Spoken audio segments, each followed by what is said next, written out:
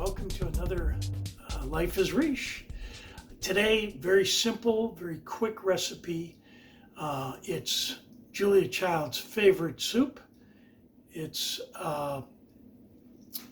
cream of leek and potato soup.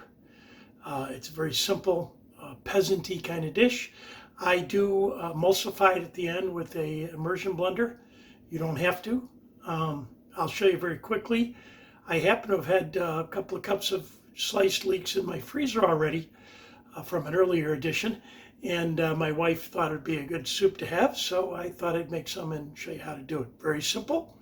So the first thing is to get all your ingredients ready.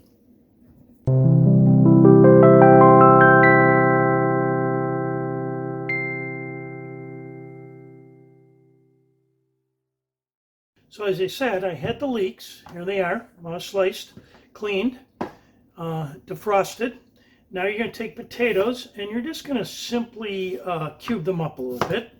You don't have to make them because they're going to eventually cook down and be very soft. And if you were to make this and not emulsify it, I'd make them smaller pieces, but since we're going to emulsify it, it doesn't much matter. So a very simple cut like this, chop it up nicely. Then you get one of your stainless steel pans and you just put those in there like this. And then we'll go over to the... Okay, so I have a 1.5 quart, 6 cups of water in a saucepan. I add the potatoes, I add the leek, and then just a little bit of salt just to get it going. Turn the heat up to high, bring it to a boil, and then once it's at a boil, we'll simmer it for 20 or 30 minutes. While we're waiting for the soup to boil over here, the potage parmentier, or cream of leek and potato soup. It's funny, when Julia Child died, that isn't funny, but when she did, I decided I was going to make a dinner for 12 friends, and we'd have it out in my backyard. And it would all be Julia Child's recipes. I thought, well, I got to have a soup, and I've always I used to steer away from soup. I thought it was very hard, and of course, Julia Child's recipes are pages long. I can only imagine what this soup is like. So I went through Mastering the Art of French Cooking, and I saw potage parmentier, and I saw there was cream of leek and potato soup. And I saw that you basically cut up the leeks, cut up the potatoes, put them in water, boil them for 30 minutes, add a little cream, salt, and you got the soup. So it was the easiest thing of the meal. So anyway, it's a very easy, nice soup. You can also serve it cold. That's more like a vichyssoise, but I like it warm, hot. A little sour cream if you're going to go wild, or creme fraiche on top, a little parsley, or fresh chives from the backyard. So let's see how we're doing over here. It's not quite boiling yet, so we will get, right now, excuse me as I get out of there, a spoon, give it a stir, make sure everything's okay. That's looking good. And now, when it comes to a boil, we'll reduce it and we'll go from there.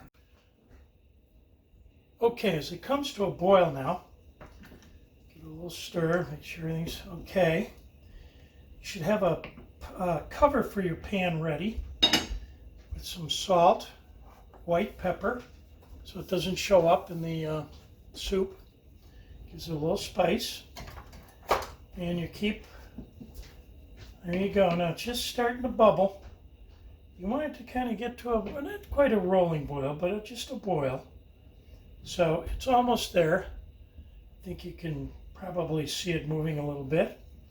It's moving just a tad. Okay.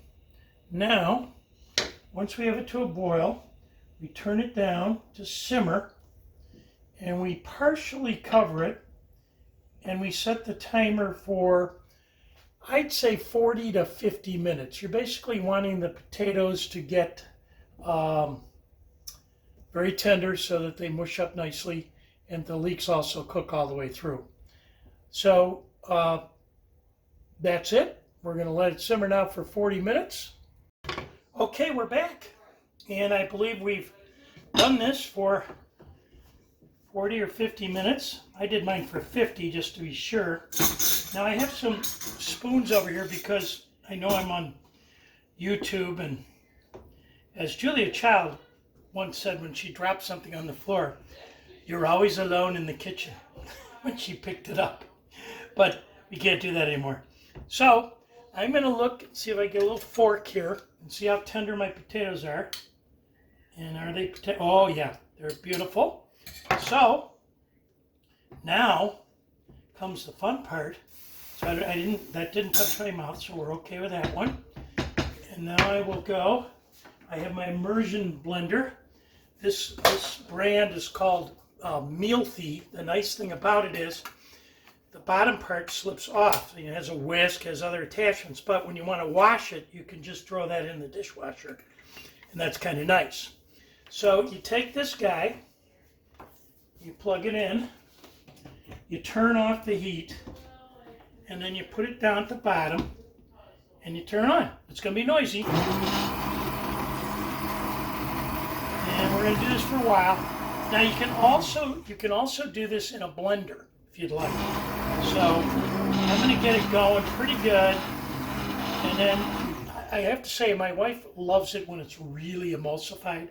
So I will get it down pretty good now, and then what I'll do is later on I'll put it in a blender and liquefy it, as they say. Remember that guy who used to, whoever worked for the first blender company, what was that called? I forget the name of that blender.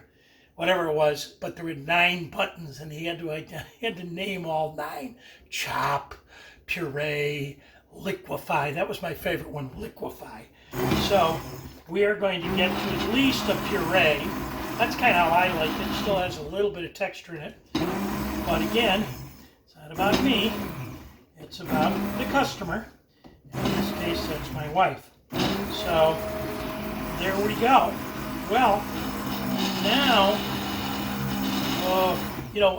Emeril Lagasse, when he was first on TV, I used to watch him all the time, and he used to call this the motorboat. And of course, in commercial kitchens, it's about the size of an outboard motor.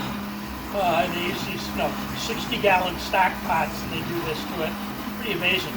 Okay, so that's enough to get us to the point of tasting and so forth. And so we'll get rid of that. Here's the nice feature again. You take that off, put that away in the sink, and then we can unplug this guy. Okay, now we will taste here. Let's give it a stir and taste it up a little bit.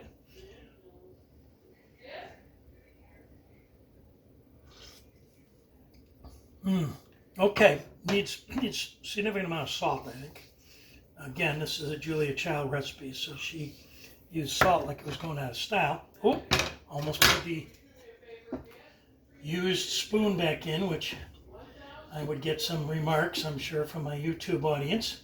And by the way, if you enjoy these, share them with your friends, have them subscribe, and maybe someday, I'll make a career of this from my millions and millions of subscribers. Doubt it, but you never know. Okay, here's the taste again.